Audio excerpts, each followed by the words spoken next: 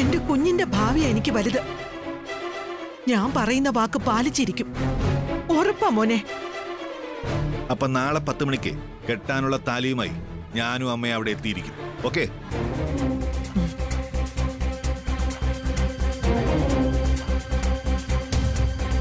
ഒടുവിൽ ഞാൻ അത്രയ്ക്ക് മോഹിച്ച അശ്വതി എനിക്ക് സ്വന്തം.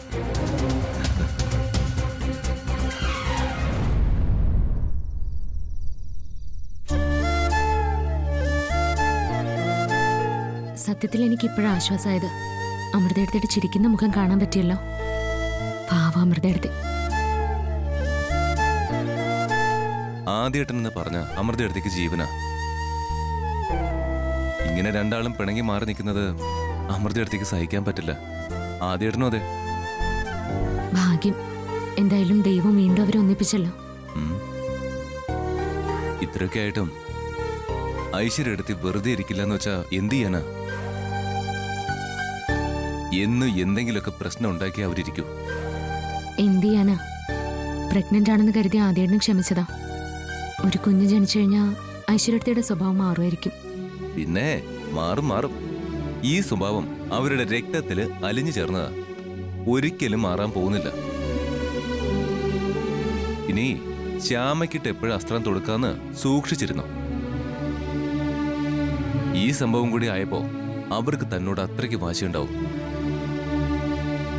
അരുണേട്ടനോട് ഈ വിഷയം പറയാൻ പറ്റില്ല. എന്നാൽ വലിയ പ്രശ്നമാവും. അരുണേട്ടനെയും ഐശ്വര്യയുടെ വയറ്റിലുള്ള കുഞ്ഞിനെയും കരുതി അത് നമുക്കങ്ങ് ക്ഷമിക്കാം. അതേ പറ്റൂ.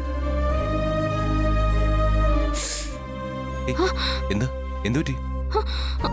വയറ്റിൽ എന്തോ പോലെ. വേദനയാണോ? അല്ല, കാലുകൊണ്ട് തൊഴിക്കുക.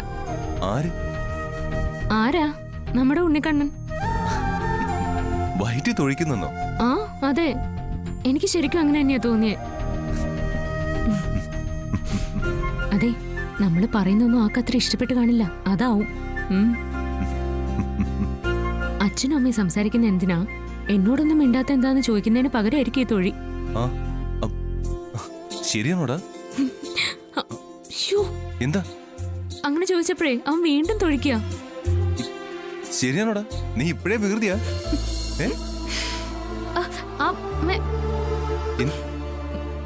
വീണ്ടും തൊഴിക്കുക. അപ്പൊ ശ്യാമ പറഞ്ഞത് ശരിയാ. നമ്മൾ രണ്ടുപേരും മാത്രം വർത്താനം പറഞ്ഞിട്ടാ അവനോടൊന്നും പറയാഞ്ഞിട്ടാ. മോനെ, അമ്മ ഭാവാ. അമ്മ ഇങ്ങനെ ഉപദ്രവിക്കരുത് കേട്ടോ. പറഞ്ഞൊക്കെ കേട്ടോടാ കള്ള. ഇപ്പൊ പ്രശ്നമൊന്നുമില്ലല്ലോ. ഇല്ല, ഇപ്പൊ വെറുതെ കിടക്ക. ആ, അപ്പോ പറഞ്ഞ നല്ല അനുസരണയുള്ള കുട്ടിയല്ലേ? ആ, നല്ല അനുസരണയുള്ള എന്റെ മോന് ഞാനൊരു മുത്തം തരാൻ പോവാ.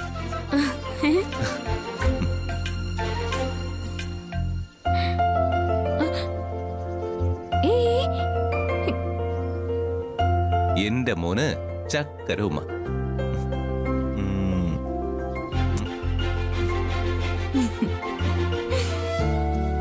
ഇനി പ്രശ്നമില്ല, മോന് സന്തോഷായി. ഇവനൊന്ന് പുറത്തു വന്നോട്ടെ. ഇവനെ ശ്യാമയെ പോലെ നല്ല സ്നേഹമുള്ളവനായിട്ട് വളർത്തണം. അഖിൽ സാറിനെ പോലെ സ്നേഹമുള്ള ആളായിട്ട് വളർത്താനാ എനിക്ക് ആഗ്രഹം. എന്നായിക്കോട്ടെ. എങ്ങനെയായാലും നമ്മുടെ കുഞ്ഞെ എല്ലാവരെയും സ്നേഹിച്ച് മിടുക്കനായിട്ട് വളർന്നാൽ മതി. അതാ ഇപ്പോഴുള്ള എന്റെ സ്വപ്നം.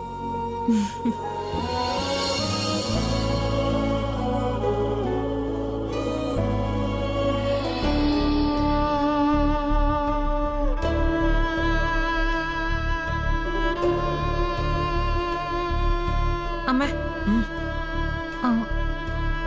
രാവിലെ എന്തിനാ അമ്മ നിലവിളക്ക്? ഞാനിതൊന്ന് വൃത്തിയാക്കി എടുത്തതാ.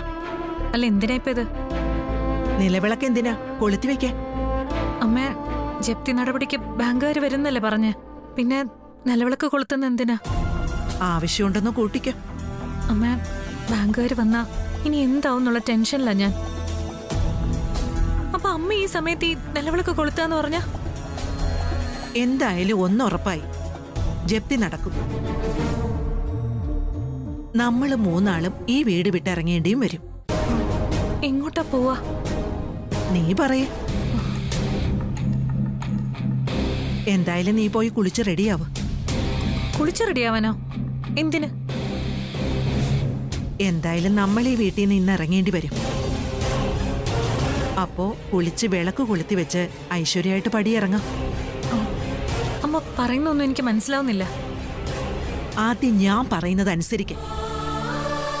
നിനക്കൊന്ന് കുളിച്ച് റെഡിയാവാൻ പറ്റുമോ? മോളെ ഒരുക്കി നിർത്ത്. അമ്മയ്ക്കിതെന്താ പറ്റിയ? പേടിക്കണ്ട, എനിക്ക് ഇതുവരെ തലയ്ക്ക് അസുഖമൊന്നും വന്നിട്ടില്ല. നല്ല ബോധത്തോടെയാ ഞാൻ ഈ പറയുന്നത്. നീ പോയെന്ന് കുളിച്ചൊരുങ്ങ, വേഗം വേണം.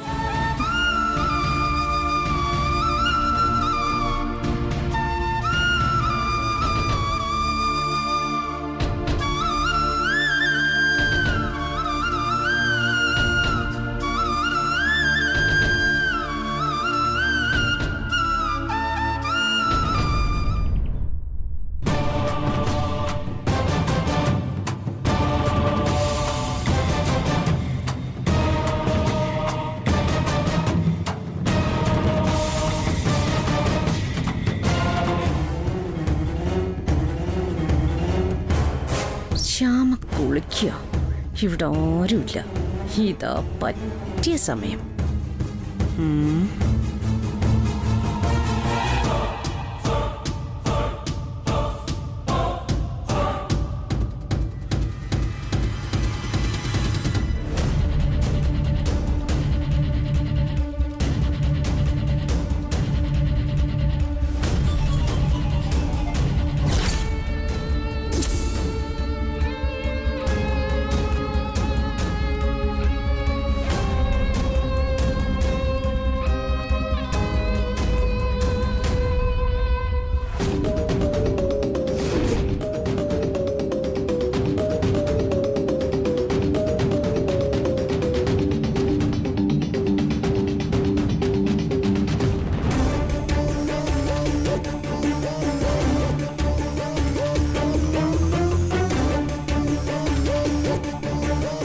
കഴിഞ്ഞ് ശ്യാമ നേരെ ഈ ചെരുപ്പിടും. പിന്നെ ആ കാണാൻ ജയില് നേരെ തറയില്. അവളുടെ കുഞ്ഞിന്റെ കാര്യത്തിൽ ഇന്നൊരു തീരുമാനമാവും.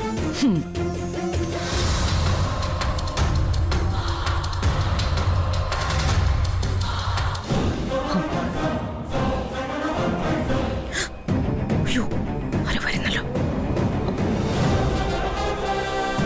ഈശ്വരപ്പെട്ടോ.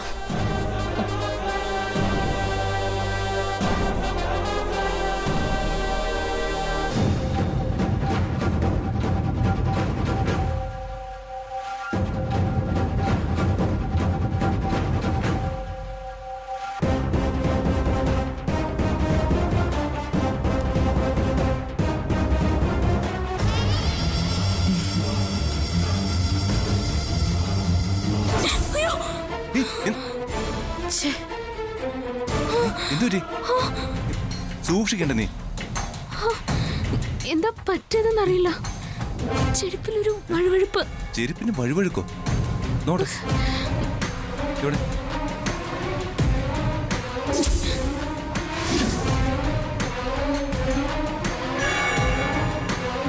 ഇതാരാ ഈ സോപ്പ് തേച്ച് വെച്ചത്? അറിയില്ല സാർ, ഇത് മനഃപൂർവ്വം ആരോ ചെയ്തതാ.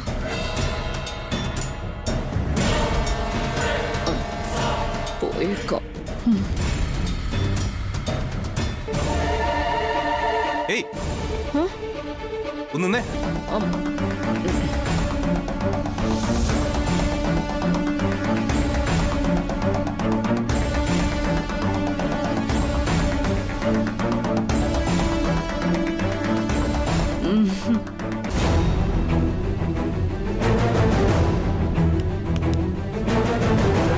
അതെ, അപ്പൊ ശ്യാമമ്മക്ക് സുഖാണെന്നറിയാൻ വന്നതാ. എന്നാ ഞാൻ പോട്ടെ. നിക്ക്. എന്താ ശ്യാമയ്ക്ക് എന്തെങ്കിലും നട്ട്സോ ഡ്രൈ ഫ്രൂട്ട്സോ വേണോ? ഞാൻ കൊണ്ടുവന്ന് പെട്ടികളിലുണ്ട്, എടുത്തു തരാം. മോളുടെ ഉടായിപ്പ് ഒരുപാട് സഹിച്ചതാ. ഉന്നാര മോള് ശ്യാമയ്ക്ക് വിഷം കൊടുത്തതാ. അതൊരുവിധം മറന്നു വരിക. അങ്ങനെയൊക്കെ സംഭവിച്ചോ? ഞാനതറിഞ്ഞില്ല. എന്ന് ആ മോളുടെ അമ്മ അറിയാൻ വേണ്ടി പറയാം. ഇനിയും നിങ്ങൾ ശ്യാമയുടെ അടുത്ത് ഇതുപോലെ ഓരോ നമ്പറുമായിട്ട് വന്നേക്കരുത്. എന്റെ വിധ മാറും. പിന്നെ ശരിക്ക് ഈ 2 കാലും തറയിൽ ഉറപ്പിച്ച് തിരിച്ചു പോകില്ല നിങ്ങള്. കാലുകൾ ഞാൻ തല്ലി ഓടിക്കും, സൂക്ഷിച്ചോ. മനുഷ്യനായ ക്ഷമയ്ക്കൊരു പരിധിയുണ്ട്. അമ്മയും മകളും കൂടി അത് കടന്നിരിക്കുക. ഇനി ചിലപ്പോ എന്താ ചെയ്യാന്ന് എനിക്ക് തന്നെ അറിയില്ല. ഒന്ന് പോയേ, എന്റെ മുന്നിൽ നിന്ന് പോയേ, ഇല്ലെങ്കിൽ നിങ്ങളുടെ കഴുത്ത് ഞെരിച്ചു. സർ മതി, അവര് പോയിക്കോട്ടെ. ഞാൻ വെറുതെ അല്ല പറയുന്നത് ശ്യാമേ. ഇനി എന്റെ ശ്യാമയ്ക്കോ വയറ്റിലുള്ള കുഞ്ഞിനോ എതിരെ ആരെങ്കിലും ഒരു ചെറു വിരൽ അനക്കിയാലും ആ കൈ ഞാൻ വിട്ടും. നോക്കിക്കോ.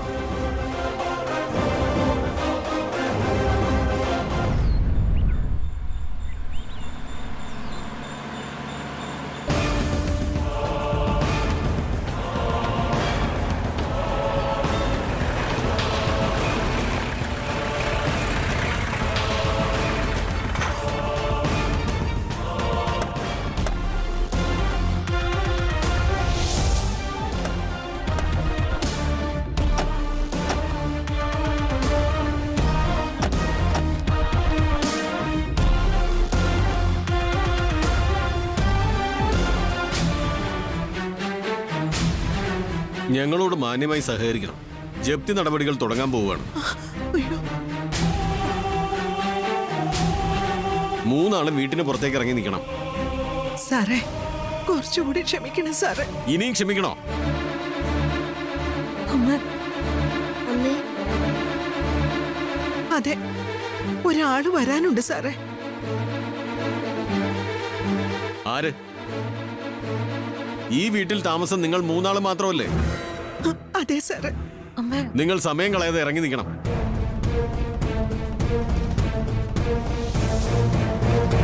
സാറേ പറയുന്നത് കേക്ക്. അങ്ങനെ ജപ്തി ചെയ്യാൻ പറ്റില്ല.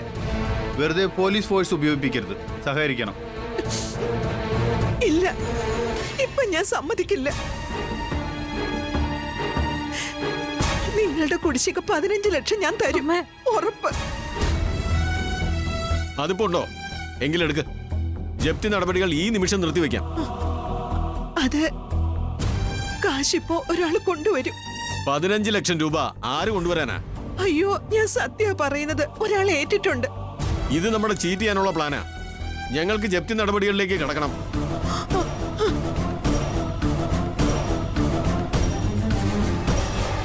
നിങ്ങളോടല്ലേ പറഞ്ഞ് സഹകരിക്കണമെന്ന്.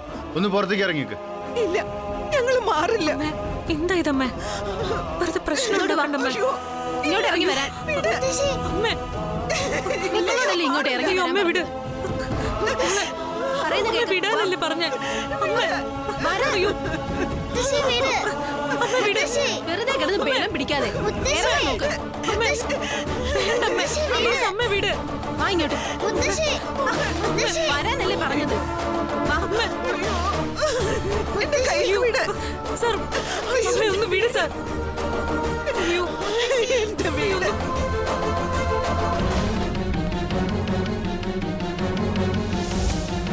എന്റെ വീട് ജപ്തി ചെയ്യാൻ പറ്റില്ല. അമ്മ,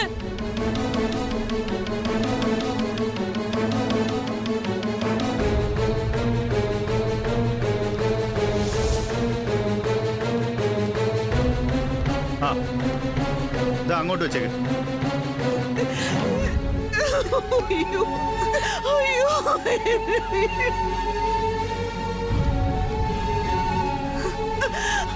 അയ്യോ, അയ്യോ സാറുമാരെ, ഞാൻ പറയുന്നത് വിശ്വസിക്കേ. ഇങ്ങോട്ട് വരാൻ അമ്മ. അമ്മ ഒന്ന് മിണ്ടാതിരിക്കെ. അയ്യോ, അയ്യോ, അതെല്ലാം എടുത്ത് പുറത്തേക്ക് ഇട്ടേക്ക്. എന്താ ഇതുവരെ ജയേഷ് വരാത്തെ?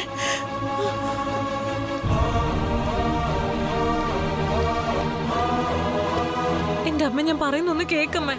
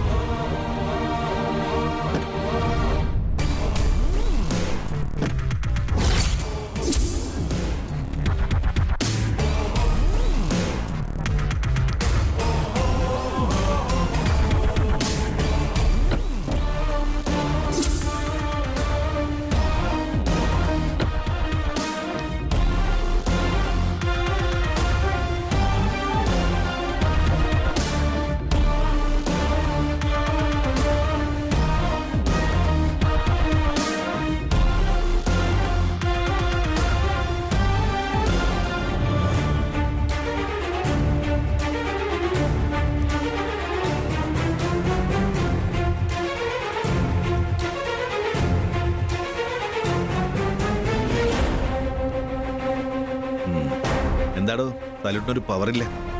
സസ്പെൻഷൻ ആയതുകൊണ്ടല്ലേ? സാറേ അത്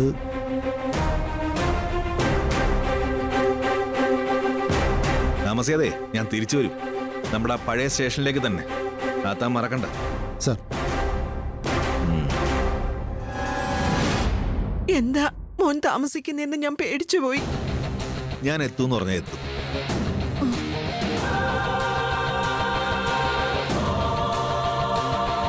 എല്ലാത്തിനും മുഹൂർത്താവണ്ടേ?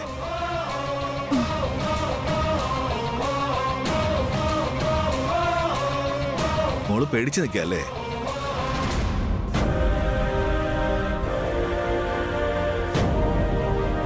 അശ്വതി, ജപ്തി നടപടികളൊക്കെ കണ്ട് ഭയന്ന് നിൽക്കല്ലേ?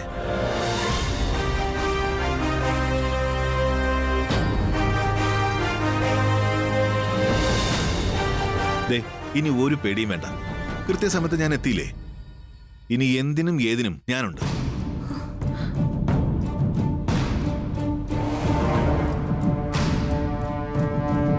ബാങ്ക് മാനേജർ ആരാ? ഞാനാ. ഞാൻ SI ആ. മനസ്സിലായോ? അറിയാം സാർ. എന്നാലേ ഈ ജപ്തി നടപടികളൊക്കെ ഒന്ന് നിർത്തിവെക്കണം. അത് സാർ, കുടിശ്ശിക ക്യാഷ് അടയ്ക്കാതെ ജപ്തി എങ്ങനെ നിർത്താനാ? അത് പറ്റില്ല സാർ.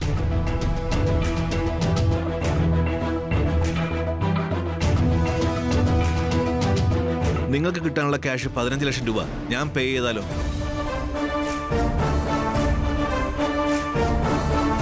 എങ്കിൽ പിന്നെ പ്രശ്നമൊന്നുമില്ല. ആ നിമിഷം ജപ്തി അവസാനിപ്പിക്കാം.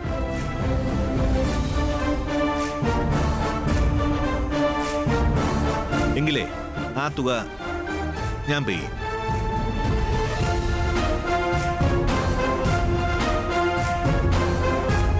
ക്യാഷോ ചെക്കോ? ക്യാഷ് ഓക്കെ അല്ലേ?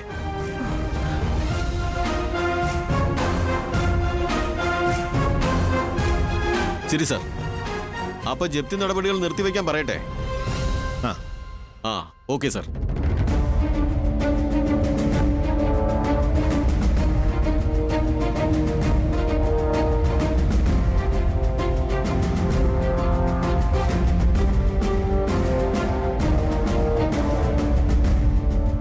സാറേ, ഞങ്ങൾ കുടുംബക്കാർക്ക് സംസാരിക്കാൻ ഒരു 15 മിനിറ്റ്. സാർ ഒന്ന് വെയിറ്റ് ചെയ്യണം. അതിനുശേഷം ക്യാഷ് പേ ചെയ്യാം. ആ ഓക്കെ. അമ്മേ, വാ മോളെ, നമുക്ക് അകത്തേക്ക് പോവാം. അപ്പൊ ജപ്തി എന്ന് പറഞ്ഞതോ? അത് നടക്കില്ല മോളെ. മോള് പേടിക്കണ്ട കേട്ടോ. അശ്വതി, മോള് വാ, അകത്തേക്ക് പോ. നിങ്ങളും വാ. ആ വാ.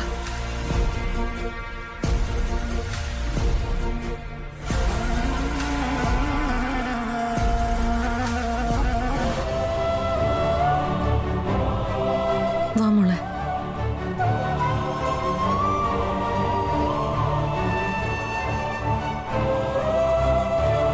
വാ മോനെ. അമ്മേ, ഒരു മിനിറ്റ്.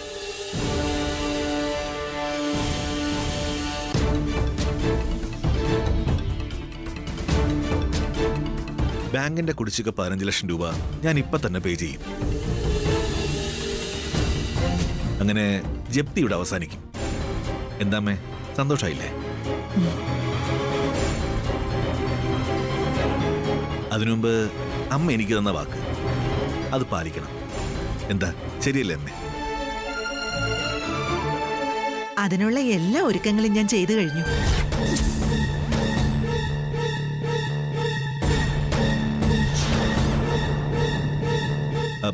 അല്ല, അശ്വതി ഒരുങ്ങിയില്ലേ? ഇതാണ് വേഷം.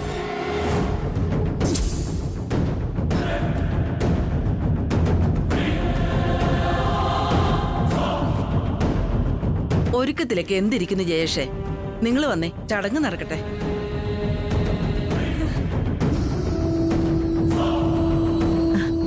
വരൂ, അവിടെ ഒരുക്കങ്ങൾ.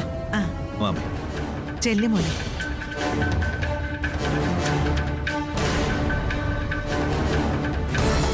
മോളെ വാ. അമ്മ, ഇവിടെ എന്തൊക്കെയാ നടക്കുന്നത്? ഒന്നും മനസ്സിലാവുന്നില്ല. നീ വാ, അപ്പൊ എല്ലാം നിനക്ക് മനസ്സിലാവും. ആലോചിച്ച് നിൽക്കാൻ സമയമില്ല. ബാങ്കുകാർ ഇപ്പൊ വീട് പൂട്ടി സീൽ ചെയ്യും. വാ മോളെ.